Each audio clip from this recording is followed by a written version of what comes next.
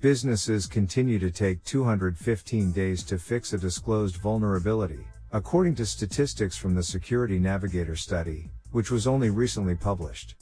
It often takes longer than 6 months to fix vulnerabilities, even those that are significant. Being quick enough to patch all possible breaches is not a necessary component of effective vulnerability management.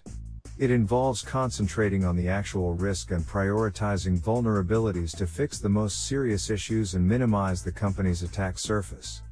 Correlation and automation of threat intelligence and company data are required. To enable internal teams to concentrate their remedial efforts, this is crucial. A global vulnerability intelligence platform can be created using the right technologies. By applying a risk score, such a platform can assist in prioritizing vulnerabilities while allowing businesses to concentrate on their actual organizational risk. Getting started.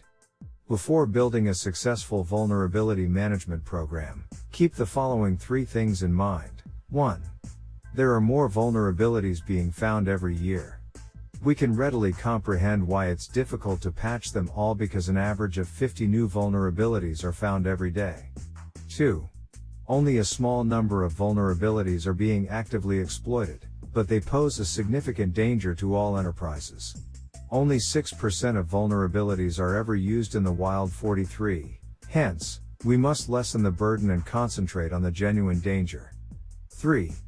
Both the business exposure and the severity of the vulnerability need to be taken into consideration because the same vulnerability might have a completely different effect on the operations and infrastructure of 2 different firms. These facts help us to understand why it is pointless to fix every vulnerability. Instead, depending on the threat environment and the organizational context, we should concentrate on those that offer a real danger. The concept of risk-based vulnerability management. The goal is to concentrate on the most important assets and those that are most likely to be targeted by threat actors. Consider 2 environments as we approach a risk-based vulnerability management program. The internal environment. The internal environment is represented by the landscape of the clients. The attack surface of businesses is expanding and diversifying along with their networks. The components of the information system that can be accessed by hackers are collectively referred to as the attack surface. The first step is to have a clear and current understanding of your information system and attack surface.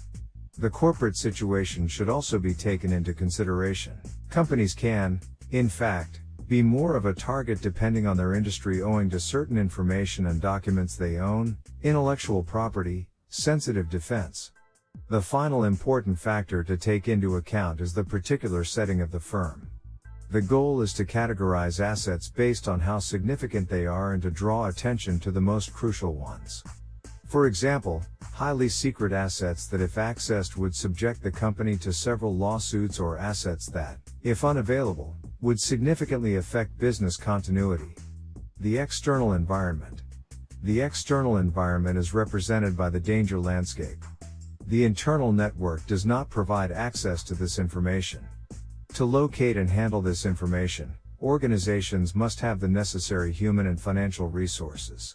As an alternative, this task may be delegated to experts who would keep an eye on the danger environment for the company. A corporation must be aware of the vulnerabilities that are being actively exploited since they pose a greater risk. Threat intelligence tools paired with vulnerability data make it possible to track these actively exploited vulnerabilities. Even better is to multiply the threat intelligence sources and correlate them for the most effective outcomes. Understanding attacker behavior is also useful since it aids in foreseeing future dangers. For instance, immediate action may be taken to stop a security issue if intelligence about a new zero-day vulnerability or ransomware assault is received. Organizations may identify their genuine risk and more effectively determine where preventative and remedial actions should be taken by combining and comprehending both contexts.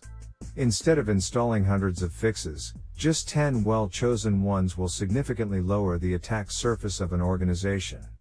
5 key steps to implement a risk-based vulnerability management program. Identification. To determine your attack surface, identify all of your assets. A discovery scan can assist in gaining a preliminary understanding.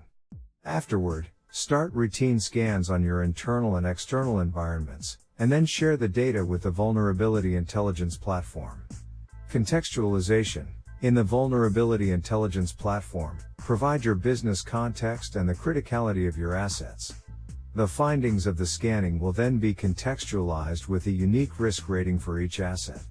Enrichment. The Vulnerability Information Platform's other sources, such as threat intelligence and attacker activity that will assist to prioritize taking the threat landscape into account, must be used to enrich the scan findings.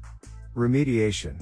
Prioritizing repair successfully is made much simpler by the risk scores assigned to each vulnerability, which may be linked with threat intelligence criteria like easily exploitable, exploited in the wild, or widely exploited, for example.